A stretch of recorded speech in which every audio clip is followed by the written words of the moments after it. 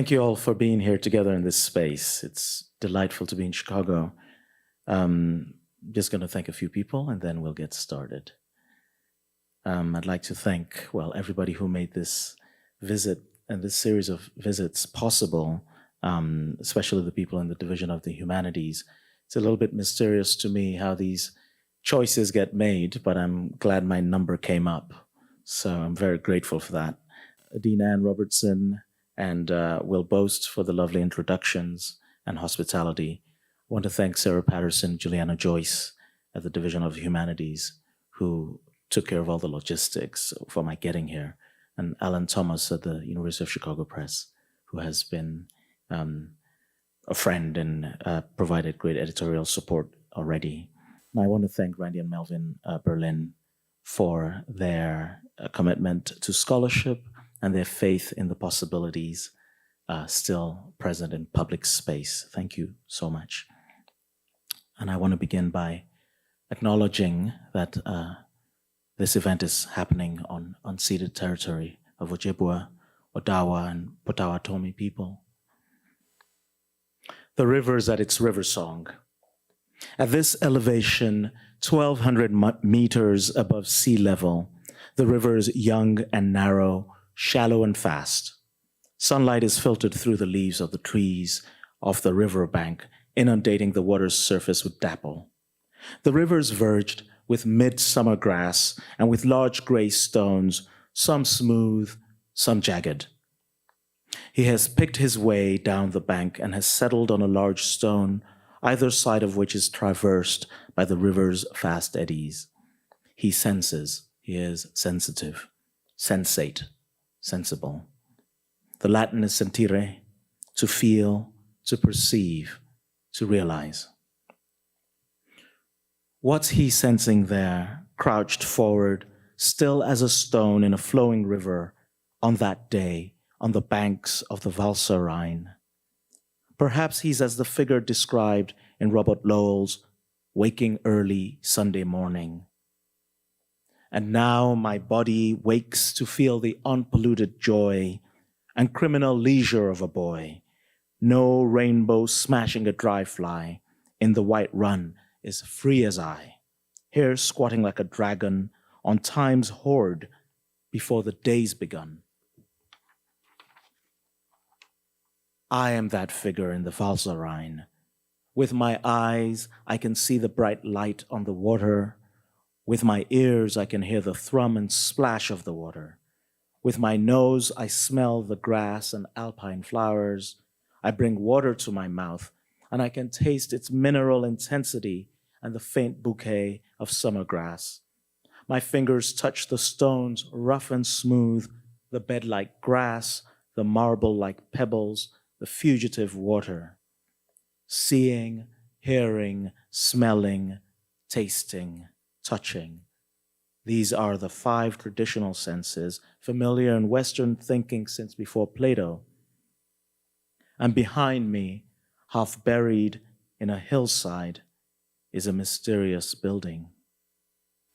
Christianity has often been terrified of the senses. It has tended to view them as portals for the devil and the easiest way to fall into sin. This sheet, made with ink and pigment on vellum around 1425 in northern England, is from an illuminated manuscript of a poem called The Desert of Religion. The poem uses a forest to illustrate the Christian struggle. There are, on other pages, illustrations of the tree of faith, the tree of meekness, and the tree of spiritual battles. On this page is the tree of the 5 senses. The trunk reads, "Here grows a tree of leaves fine." The tree has multifoliate leaves, each labeled with 3 text boxes. What sense organ is represented, then in 2 separate boxes, the kind of sin pertaining to that sense. This one, for instance, reads, "Of the eyes," and then "unlawful seeing." So the sin of the eyes is unlawful seeing. And on like that, of the ears, unlawful hearing, of the nose, unlawful smelling, of the feet and hands, unlawful touching, of the mouth unlawful tasting. Consider yourself warned. Skepticism towards the senses had not quite subsided centuries later. During the Dutch Golden Age, though by then the unlawful had acquired quite a bit of elegance, the old anxieties remained. The Vanitas still life paintings of the 17th century were as much warnings about the fragility of life as they were indulgent exercises in surfaces, textures, and pleasures of every kind. They were full of things to taste, touch, smell, look at, and listen to. A painting like this one by Peter Klaas, a direct allegory of the five senses, is a ravishingly painted assemblage. There's the violin for hearing, the glowing coals and snuff box for smell, the barely perceptible wine glass for taste, the lamp for vision, and the variety of textures of wood and glass and paper and cloth for touch. How precious they all are, this cascade of senses. Bless thy five wits, as Tom O'Bedlam says to Lear out on the heath. Bless your five senses. Waking up one morning in early 2011, I was unable to see out of my left eye. This medical emergency astonished me into a new vulnerability. But I was fortunate. Within days, my vision came back. In my book, Blind Spot, composed years later from photographs made in 25 countries and passages written equally widely, I explored the highways and byways of my relationship with my sense of sight, a project for which I found intertextual help from the Hebrew Bible, from Homer, and beyond. To speak of the sense of hearing makes us think of music, but consider the sheer possibilities inherent in acoustic sensitivity, from military infrasound to the subtle murmurations of the inner self scoped by a stethoscope. Not that our way of hearing is the only way of hearing. Bats, for instance, have a sound world very far from ours. Thomas Nagel's famous thought experiment on consciousness was presented in a 1974 paper titled, "What is it like to be a bat?" Nagel's work makes me think of a superb poem, Bat's Ultrasound, by Les Murray. Murray, who is perhaps the leading Australian poet, writes brilliantly about animal life. I don't think his poem, published in 1986, is necessarily in direct response to Nagel's queries. Nagel believes a bat's conscience is not accessible to humans, but somehow Bat's ultrasound in 3 quintains plus a final line is as good a riposte to this assertion of untranslatability as any I know. And I think what Murray is getting at in his poem is not so much how bats speak, but the fine discriminations of hearing that they have access to. I'll read it in its brief entirety. Bat's ultrasound. Sleeping bag in a duplex wing with fleas, in rock cleft or building. Radar bats are darkness in miniature. Their whole face one tufty crinkled ear with weak eyes, fine teeth bared to sing. Few are vampires, none flit through the mirror. Where they flutter at evenings a queer tonal hunting zone above highest sea. Insect prey at the peak of our hearing, drone ray to their detailing tea. Ah, irie ire, arrow, our area, our era a, your raw row, we our array, your row, rye, aura, our orrery, our eerie, our ray, our arrow, a rare air, our airy Yahweh. Taste is a rather mysterious one. It is an insulted sense, thought of since ancient times as intellectually inferior to sight and hearing. These senses have the capacity to be disinterested, but taste is too inundated with pleasure. It is, as Agamben writes, a knowledge that cannot account for its judgments, but rather enjoys them. Rousseau was getting at the same thing, or something similar, with his distinction between, on the one hand, intellectual and moral impressions which we receive by way of the senses, but of which the senses are only the occasional causes, and on the other, purely sensual impressions. In that former category, Rousseau puts colors and sounds. In the latter, taste is implied. Taste is just taste, a pure sensuality. It does not and cannot signify. As for smell, we're acutely aware of how this sense is the one in which we humans are most radically inferior. In the kingdom Animalia, we are at the bottom of the class and don't even begin to pass the smell test. Compared to dogs, elephants, or sharks with their extraordinarily keen noses, we humans are paltry sniffers. A bear can smell a carcass 20 miles away. At a dozen yards or fewer, none of you can even smell the jasmine fragrance I'm wearing tonight. You'd never make it in the wild. And finally, let us be glad of touch. Marvel says, "The grave's a fine and private place, but none, I think, do there embrace." Imagine the gesture of touching your lips with your finger, or touching your finger with your lips. A gesture close to, but not identical to, kissing your finger. Musing on this gesture, Michel Serres delivers a marvelous phrase. The eye vibrates alternately on both sides of the contact. Serres is right. I am my finger and I am my lips, and I am in all places imbued with intentionality. Touch is the reflexive sense. To touch is to be touched. To touch oneself is to be touched by oneself. It is to create a circle of which one is both the center and the circumference. There are at least two wrinkles in this account I give of the senses. One is that there are more than 5 senses. We have always intuited this, but in modern times, we have begun to codify the senses beyond these traditional 5 in the Western tradition. I don't mean what one thinks of when they say the 6th sense. I'm not talking about the paranormal. I'm talking about the utterly normal, the physical, but generally unsystematized. We no longer believe that there are only 4 elements, but if you ask someone how many physical senses they have, they're likely to answer 5. There are many more. There are 9, perhaps, or 21. It depends on how you count. It depends on how you categorize receptors. The original list of 5 are now understood to be based on the fact that each has its own neural organization and is not simply a visible sense organ.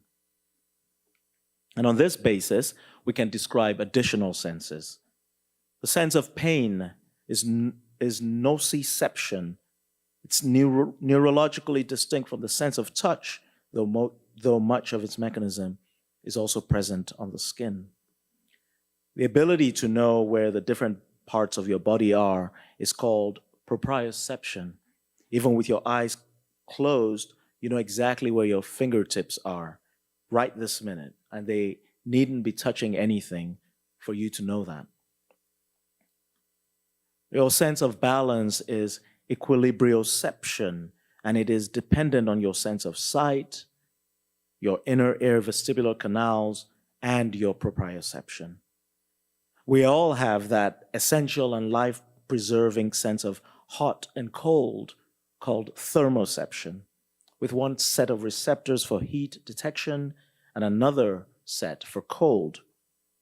There are cutaneous thermoreceptors on the skin, and there are homeostatic ones, which help the body regulate its internal temperature.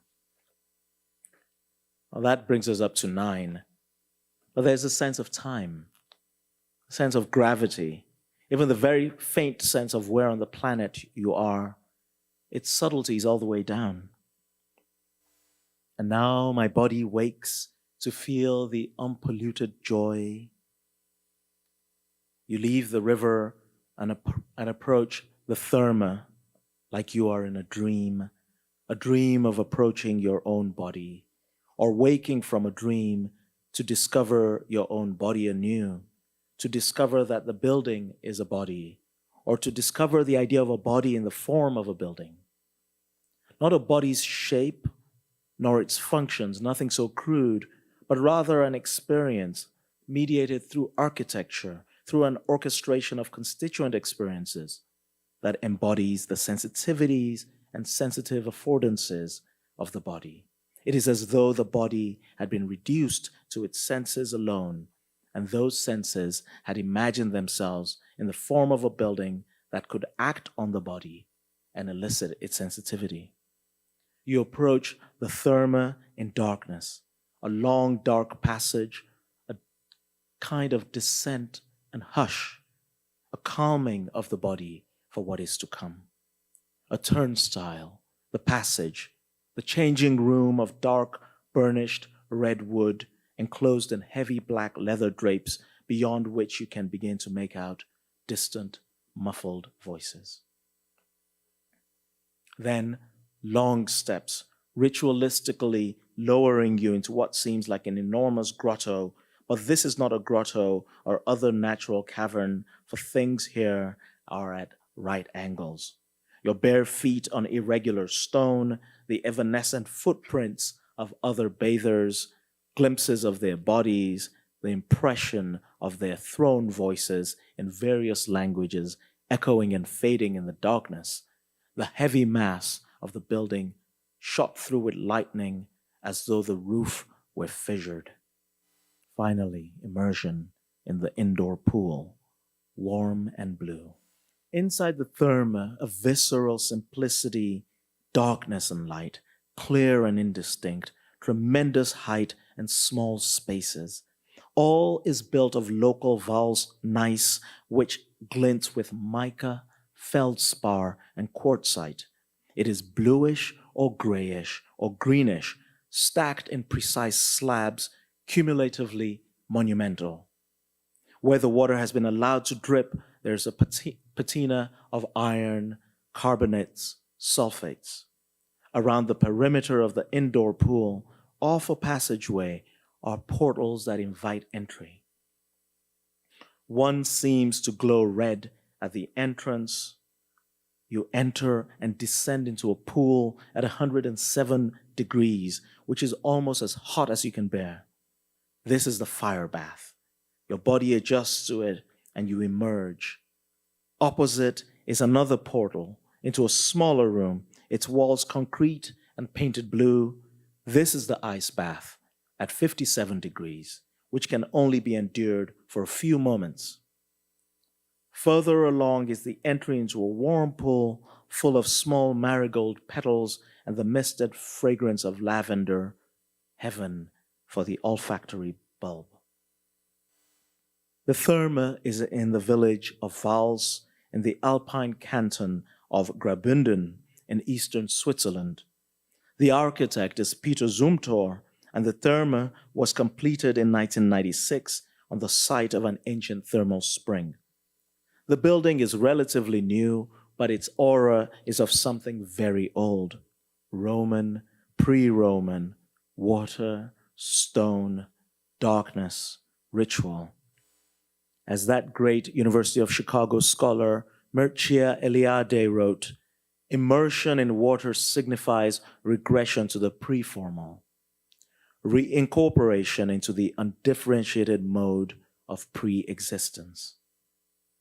Never so in tune with my own body as in this cavern, with its cantilevered roofs, its massive stone floors, the dripping water, the enormous pillars of gneiss, the shimmering, the solidity. Never so in tune with my own body, and never so released from it. Half-buried feelings. Diana and Actaeon, Susanna and the elders, David and Bathsheba, Moses, Achilles, the mythic history of bathing, the condensation of emotion. At the sweat stone, extreme humidity and the fragrance of eucalyptus. At the drinking stone, Valsavasa in your throat, in the sound room, which is square-shaped and high-ceilinged, with an entrance allowing only one person at a time. Deep here in the heart of the continent, neck deep in water, lit from below, all alone, I begin to sing. Spem in alium nunquam habui.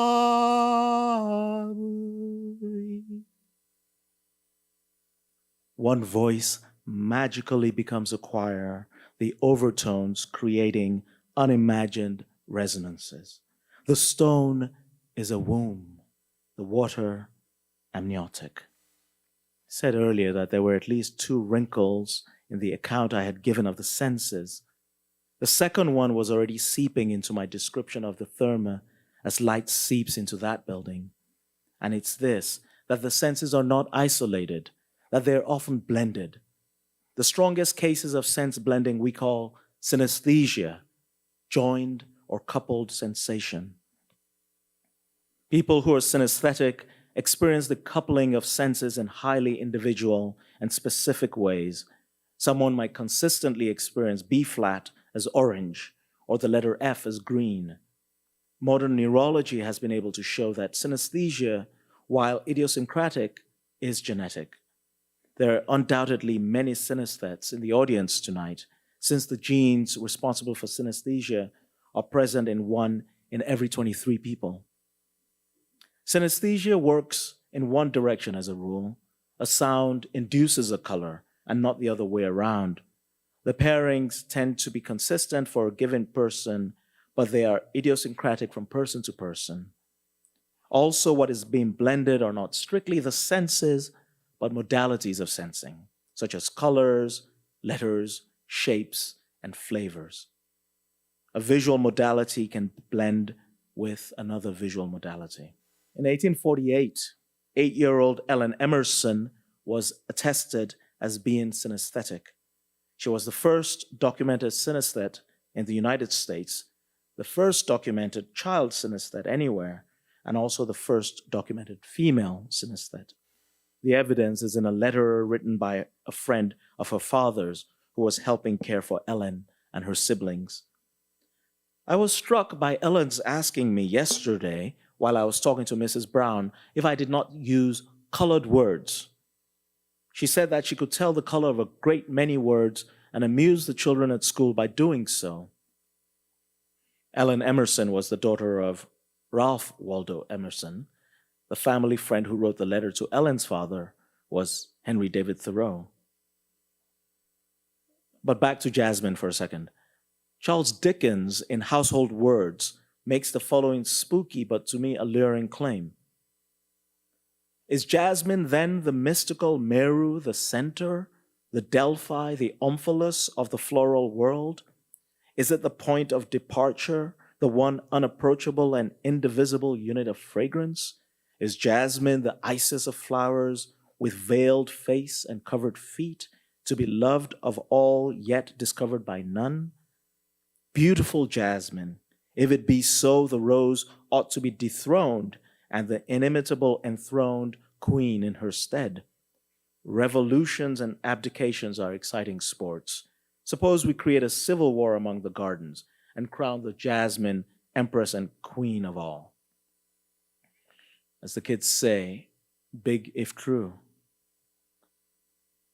The Synesthesia of Vladimir Nabokov is a vertiginously elaborate version of Ellen Emerson's Colored Words. Here's the account he gives in Speak Memory, his 1951 autobiography, of just how precise was his identification of letters of the alphabet with specific colors. In detail, it is like Moses Harris's 1766 illustration of the color wheel. The color sensation seems to be produced by the very act of my orally forming a given letter while I imagine its outline.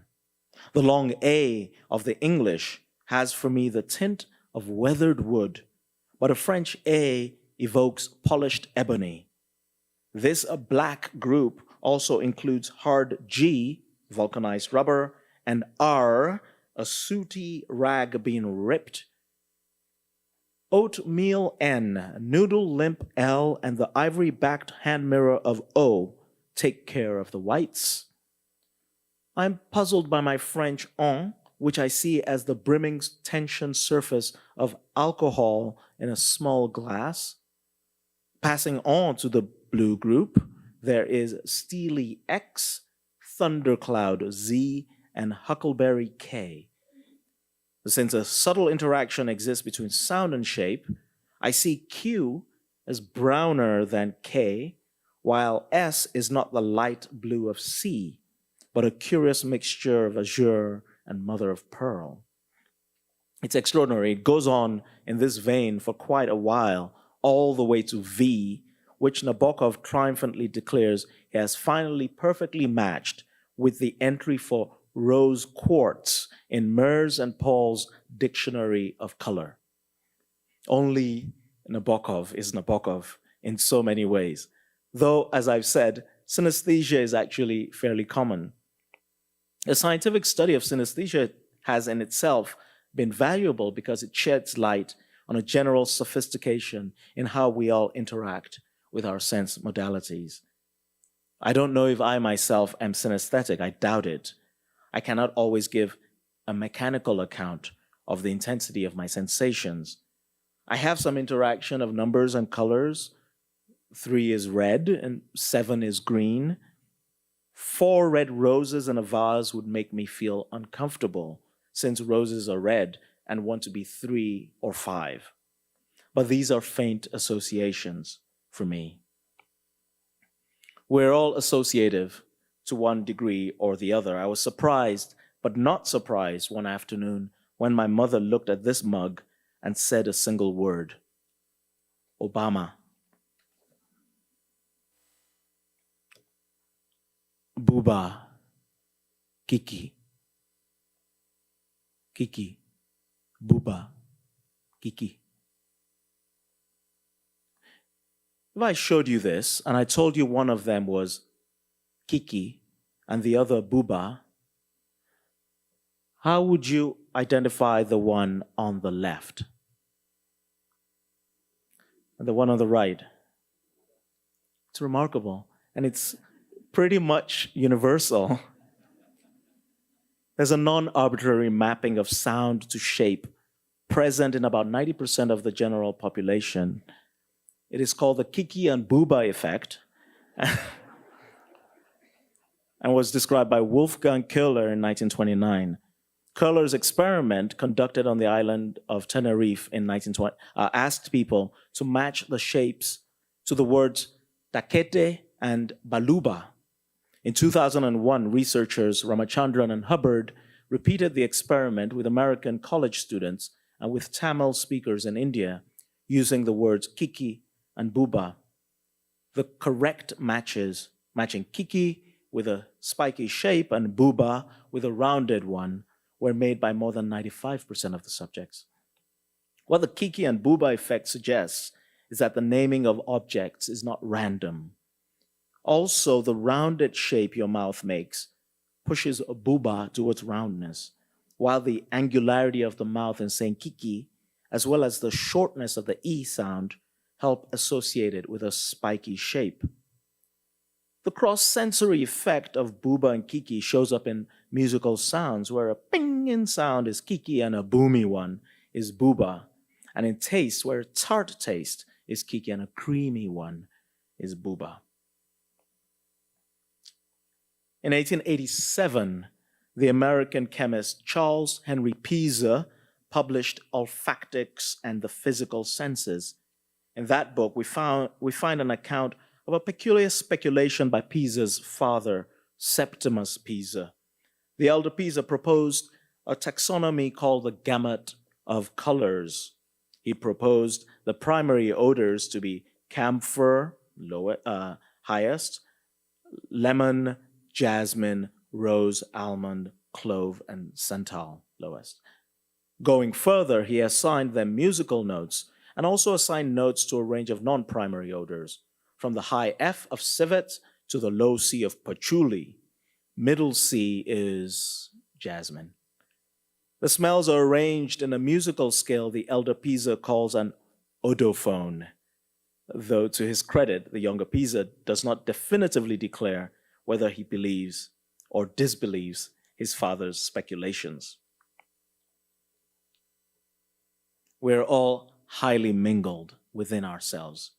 Most of us are exquisitely suggestible under the influence of certain cues, always one petite shell-shaped Madeline away from a spiral of memory.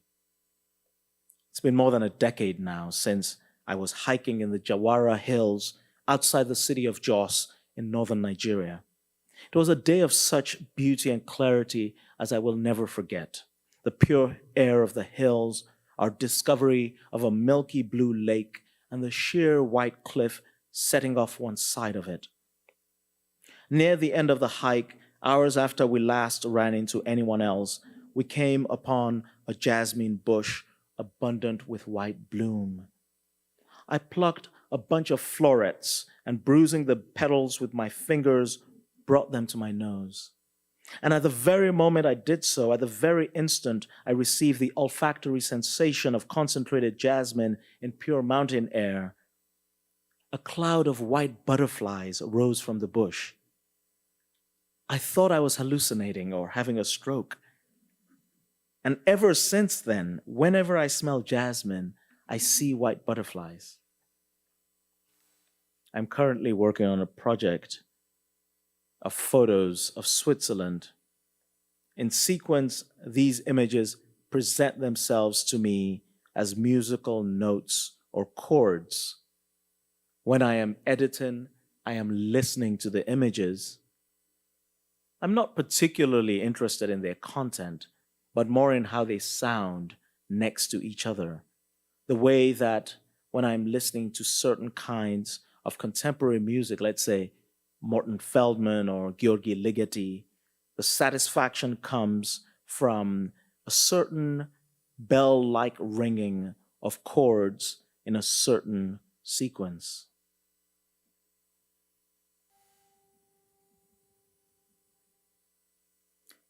When I am editing, when I'm looking at finished images, I feel the music intensely. The pictures sound like bright, clean, angular, and astringent piano chords. I know a sequence of images works when the individual images have that crystalline sound quality, as though they were being played by the same player on the same piano, with a kind of consistent attack, though the individual notes and the clusters keep changing. Like my mother, who immediately identified the jug-eared mug as Obama, or my brother, for whom the counting of integers arrives in specific graphic arrays, I have certain blended sensitivities that enrich my experience of the world.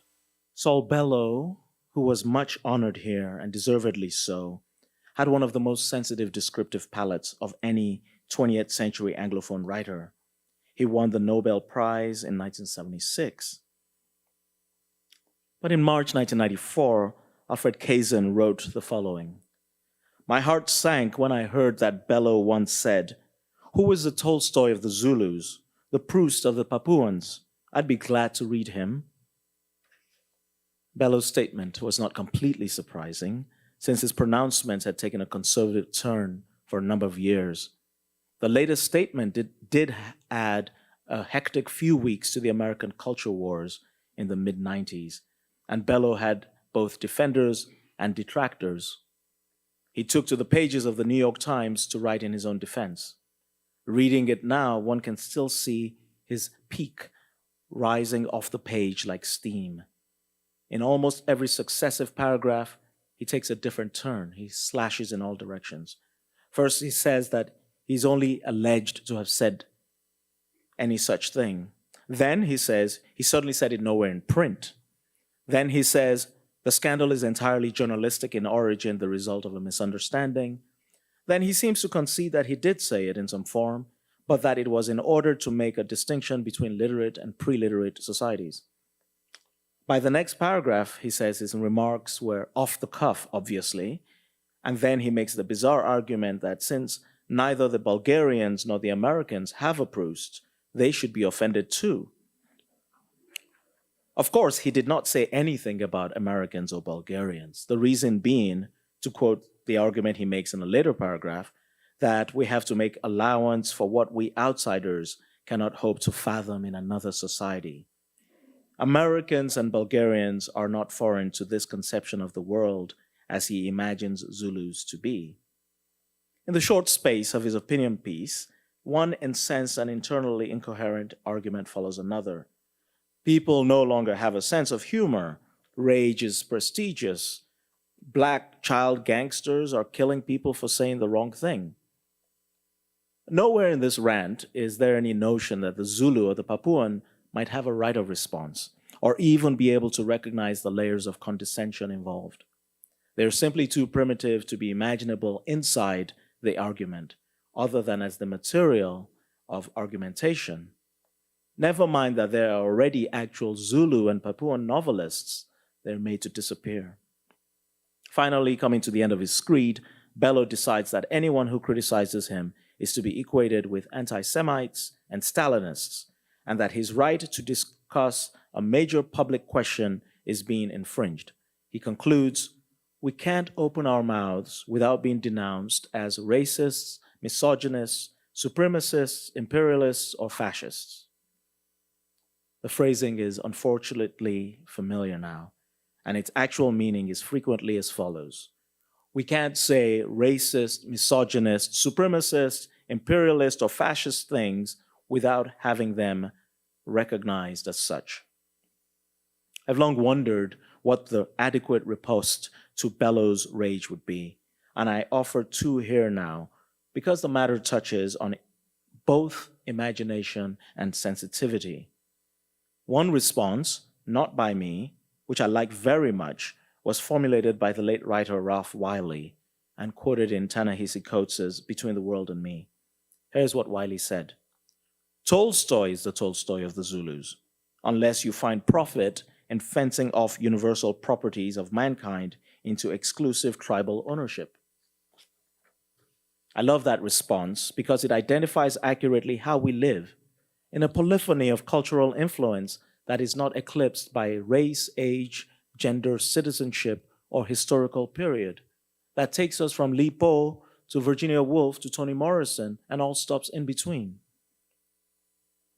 But a quick note about jasmine. I recently bought at Whole Foods in Somerville a vial of jasmine absolute essential oil, $14.95 for half an ounce. It's not so much floral as it is the very smell of the flower itself. Sweet, gummy, honeyed with a faint citron note. I opened it in the aisle. I was thinking of what I was going to cook for dinner. I was thinking of what I had taught in class earlier. I was thinking of what I would present in Chicago in a few weeks. I was thinking of the ridiculous price of the jasmine. But the moment I closed my eyes and put that vial up to my nose, I was on a sunny hilltop in Nigeria, surrounded by an apparition of white butterflies. Here's a second response to Bello. This one, mine, in the form of a speculative narrative, an invitation to imagine. I want us to go to a different place and see something of the dignity of the other, an experiential complexity that is as world-rich as anything in Tolstoy or Bello. One evening, late in the year 1385, the Oni, or king of Ife, held a consultation over a land dispute. The Oni was seated on his throne in the shadowy inner room of the palace. He was arrayed in magnificent flowing white robes, which signified his purity and his association with the god Obatala. This Oni was named Obalufon II, and he was the third king to ascend the throne of Ife. He had been crowned, and then there had been a terrible succession battle, and he had been deposed by his uncle Oromio.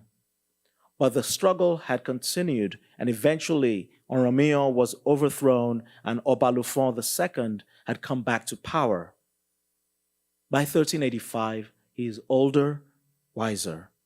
The city-state of Ife, 135 miles north of West Africa's Atlantic coast, has been secured. On the king's face is a serene prosperity. He has the cheeks of a man who laughs, but he's not laughing. He has taken an oath never again to laugh, ever since when he was a young prince, a distraught rival committed suicide in front of him. That prince had sliced his own belly open. Oku silorun, the Yorubas say. He died on his neck, meaning that prince died on Obalufon's account, blaming him. This horrible incident had deprived Obalufon of all feeling of mirth, and he never laughed again. But he smiled mysteriously. Were we able to properly see Obalufon's dark-complexioned face, were it not obscured by the beaded crown which scatters the light across his face, we would see his calmness and ingenuity. We would see the natural set of his lips, the line of that enigmatic smile, the flare of the nostrils. All this fine detail we must imagine, but still we can see behind the shifting beads that it is him, for aspects of the physiognomy come across unmistakably. Obalufon II leans over to an advisor and whispers his judgment. The king is second only to the gods, and his voice is not to be heard trivially. The advisor speaks out, rendering the verdict on the matter at hand, where the demarcations of land are to be set, to whom restitution must be paid, what the penalties are against anyone who contravenes the royal decision. Given the variables at play, given the various feelings of the parties involved, His Majesty has spoken wisely. Jurisprudence always contains an element of guesswork anyway, and wisdom is guaranteed to displease at least some claimants. In 100 years or so, as with so many things in human affairs, this particular decision won't matter so much. There will be other conflicts, other contests, and only faint memories of this evening. But return to the moment and close in with me on the point. Only a few of those gathered in court, sworn to secrecy, know that this man is not actually the king Obalufon II. It is someone else pretending to be him, a high chief wearing a hyper-realistic mask. Obalufon II himself has been dead for years now. The mask is now in his place. It is made of almost pure copper, expensive and ferociously difficult to cast. At this moment, that technology is lost to Europe and will only be revived in the time of Donatello. The mask is made to the precise size of the dead king's face, and when it is worn, it extends his beneficial rule. In a few months, the sacred subterfuge will be over. The next king, the fourth Oni of Ife, will ascend the throne. Obalufon will be deified and become the god of sculptors and one of the most honored of Ife's kings. But for now, on this evening in 1385, we're still suspended in necessary deception.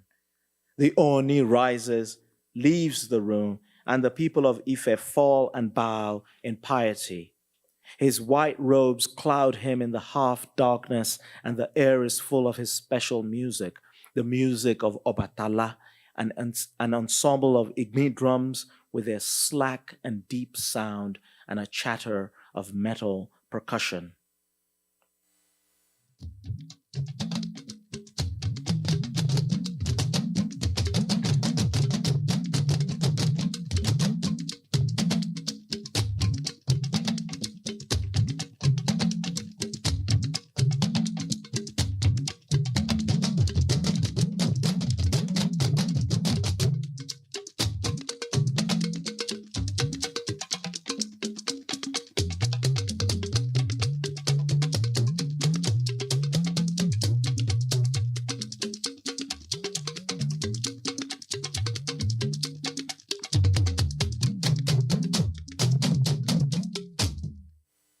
eyes of onlookers see the carved wooden posts of the palace, the shimmering robes, the brass sculptures representing the ancestors and royal families, and the mask, which is the face of the king, which is the signal of tradition, which is the guarantee of personhood. Their ears hear and navigate the polyrhythmic percussion ensemble in high and low registers, finally discriminating between the instrumental timbres. Their noses smell the sweet censers and ritual smoke of turari that fill the court. Their tongues are bitter with a taste of ceremonial kola nut, obi, which is distributed to stimulate wisdom and focus. Their hands and feet are in contact with the fine red earth. Their skin feels the heat of the room, and their bodies locate them in the pulsing crowd, never too far or too from or too close to their fellow courtiers. There is a sense of time, but not that governed by clocks. All their antennae are tuned in, all their receptors are activated. Proprioception, noniception, thermoception, equilibrioception, all their memories help situate them inside the flux of existence in their proper places, in the lineage of the living, the dead, and the unborn.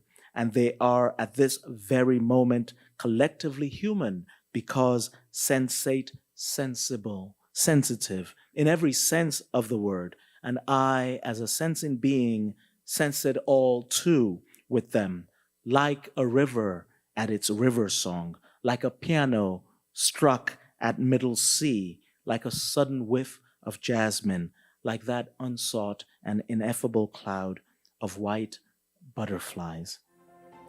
This is the first of 3 lectures. Thank you.